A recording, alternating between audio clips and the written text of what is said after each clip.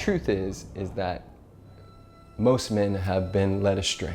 They've been bamboozled into an idea about what man is. And most men grew up, especially most men these days, grew up watching YouTube, figuring out who they are and how they are based on movies. And the results of having to father themselves is highest suicide rates we've seen in a long time. The results of having to figure it out themselves on YouTube is the divorce rate higher than it's ever been. Domestic violence higher than it's ever been. Drinking, porn addiction and obsession higher than it's ever been. Because men are disconnected from their hearts, from their body, from their thump. They are weak. And it is our job to not just tell them, not just know the way, but go the way and show the way. We are having this conversation because it's necessary. We're having this conversation because it is our duty, and help men understand that they don't have to do life by themselves. If you have a wound with the core primary masculine in your life, your father, it will translate to anything else that's familiar in your life as well. Any other man that's familiar, and you won't be able to trust men. And it's just this vicious cycle that just keeps going and going and going and going and going until you see another example, and you can't be what you can't see. Most of us, when we're trying to figure something out, we ask how, but the most powerful question you can ask is who. Who can help me open that up? Who can push me a little too far? Who can help me see myself in ways that I could not see by myself? One of my favorite quotes, and we say this all the time, it's not the load that breaks us down, but the way we carry it. We all carry pain and fear within us, and we all need a safe space for that to be expressed, for that to be released, for that anger, that tension, that big energy that we have to be unleashed within us, for our burdens to be unloaded. And most men don't have that. Most men don't have a close network of friends. They don't have peers that they can rely on. They don't have people that they can trust. They can't be themselves, they have to hide. They're accustomed to wearing masks. So we're a stand for men not wearing masks. We're a stand for men being themselves, but not only for themselves, for their communities, for their families, for Mother Earth. Our challenges is the narrative that have been painted for men since the beginning of time. And that is a huge challenge. And what I recognize is that you can't create a brotherhood by yourself. That there was a bunch of other men just like me who were siloed off in their worlds and in their bubbles, working out by themselves in their little caves and cocoons. Instead of working out alone, let's work out together. It just started to outgrow. So we started in my garage, and we were just a few guys thrown down. About 7 or 8 of us showed up. Samson, Garen, myself, Dallas, Steph, plus Jerry. I pulled out my camera and I said, let's take a picture. Snapped it, put it on social media, and some other guys in Austin said, hey, what's that? Can I come to the next one? Absolutely.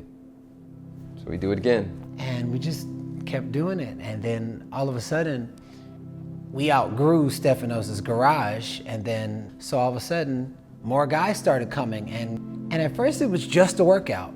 And then 6 people became 10 people, became 20 people, became 30, 40, 50 people, 60 people. First message I got from somebody on a DM, they was like, man, you have no idea how much I needed that message.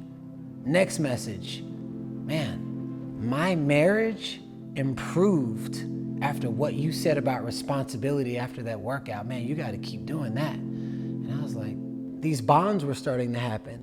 These friendships were starting to happen. More and more stories of wives ushering their man, no, go and work out with them. And it was somewhere in between there that Preston came to me. And it was somewhere in between there that he asked that question about, do we create a movement that is far bigger than us? And the answer was yes, right? And so it was just this natural progression of outgrowing the spaces that we found ourselves in, and that continues to happen. We started with 4 of us, and at this point, there's probably 1,000 of us. And it'll get bigger and bigger and bigger because men need each other. But I want to show men, and I want to show the world there's a different way. It's how men are perceived in the world. I want to contribute to shifting that narrative. And so men carry so much shame than what we think, not only in their physical bodies, but in their perception of self, which impacts their self-worth. And I see so much evil going on in the world. The majority of it is done from the hands of, deep down inside, men who don't love themselves. And then if you take it up to the surface, it gets masked by, oh man, alcohol, drugs and all that. But why are they drinking alcohol? Why are they abusing? Because possibly they were exposed to it by their mom and their dad. And so many men share that story. So many men have experienced abuse growing up, emotional, physical, sexual. So many men have experienced abandonment, rejection, humiliation that's stored in their nervous system. And they don't have an expression for it because boys aren't meant to cry, or big boys don't cry. Men aren't meant to share their feelings. So, if you exposed people at least to have an opportunity to see the contrast, then people now psychologically feel, oh, I have a choice? The only way that any human being can actually express what is repressed is when they feel safe enough in their nervous system, in their physiology to do so. So a big thing that we do at MPB is helping men feel safe. We do that by seeing them, by not judging them. In my own life experience, I have made some of the greatest breakthroughs and transformations by being met with non-judgment and compassion. MPB is different than just a bunch of guys getting together and working out because we create community inside of our gatherings. Whether it's online or in person, we are looking at the entire being and not just the physical body. It is a church for men. It is a space to laugh, play, cry, figure out who you are in the face of another man.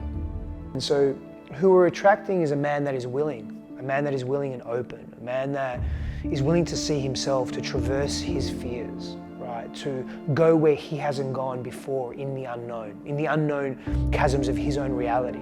Who we're creating is that harmonized man that is rooted and grounded in his body, that's strong in his body, has confidence in his physical, visceral self, but that also has an open heart. A real man is somebody who's a hybrid man. He can find his way in the woods or the metaphorical woods of business. A real man is somebody who keeps stepping back in the room when he drops the ball. He keeps bringing his heart back into the space and saying, how can I grow? How can I get better? I find that a lot of men's groups are kind of either or. They're either hyper masculine or they're hyper feminine, and there's no space in between. And so this group is for the guy that is aspirational. This group is for the guy that gets that it's okay to want a Range Rover and to save the planet. A lot of men's groups are focused around heaviness and pain and all of that stuff, and we actually have a good ass time. We actually enjoy each other's company. Most, not all, but most movements usually just have one person at the helm. With this particular movement, there's three of us at the helm, so to speak, but what we advocate for is a lateral leadership. The day of the lone wolf is over, and what men need the most is community. And that is the reality of it. We have men in our group that are bodybuilders, men that have never exercised before in their lives. We have men in our group that are in their 70s. We have men in our group that are in their early 20s and late teens. And we have men in our group that have diverse business interests, some very successful entrepreneurs and some people that have very little money financially. Part of our vision is to have the richest man and the poorest man in the room and to want to be in the space together and to see each other through that lens, not to have that difference in the room and say, I see you, brother, and I can be here with you. We've been told the caliber of leaders that y'all have in Austin feels like I signed up for a mastermind or I signed up for a retreat. So you can have a one person doing this thing, but we don't operate from one. The thing where the one person, that's like a dead style. Now the one person becomes a body and an agreement, and the agreement becomes the one person. All of you is welcome, and you're not alone. It doesn't matter what your background is. It doesn't matter how many women you've had sex with. It doesn't matter how many zeros are in your bank account. It doesn't matter how successful you are externally. And it doesn't matter how much pain you're carrying. All of you is welcome. We can help you, if you're willing to, own the parts of you that you've neglected and that maybe you don't even know about.